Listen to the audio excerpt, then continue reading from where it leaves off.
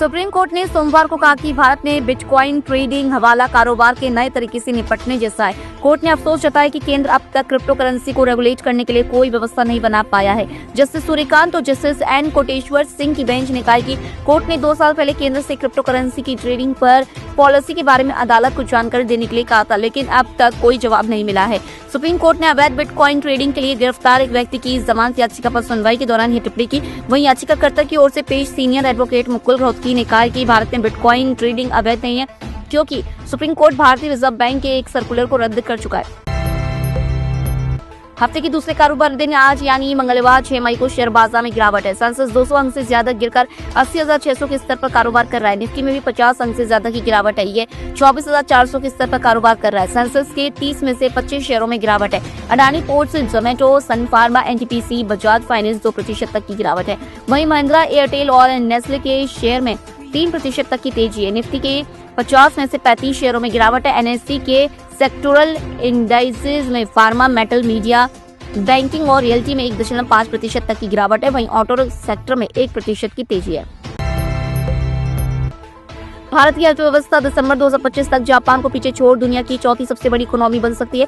International monetary fund यानी IMF के world economic data के अनुसार वर्तमान में भारत की GDP $4.3 ट्रिलियन के साथ दुनिया में 5वें नंबर पर है।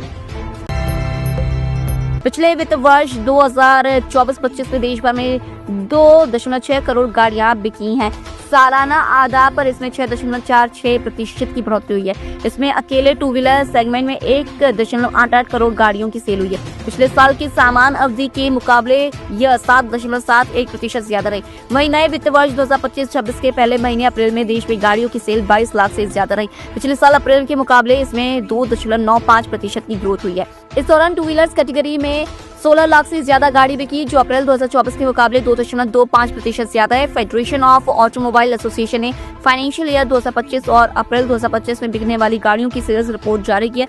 अप्रैल में हीरो ने सबसे ज्यादा 5.11 लाख दोपहिया वाहन बेचे। इस कैटेगरी में सबसे ज्यादा गाड़ी बेचकर कंपनी 30% हिस्सेदारी के साथ टॉप रही। वहीं पैसेंजर व्हीकल सेगमेंट में मारुति सुजुकी ने 39.44% हिस्सेदारी के साथ 1,38,021 कारें बेचकर टॉप पर रही।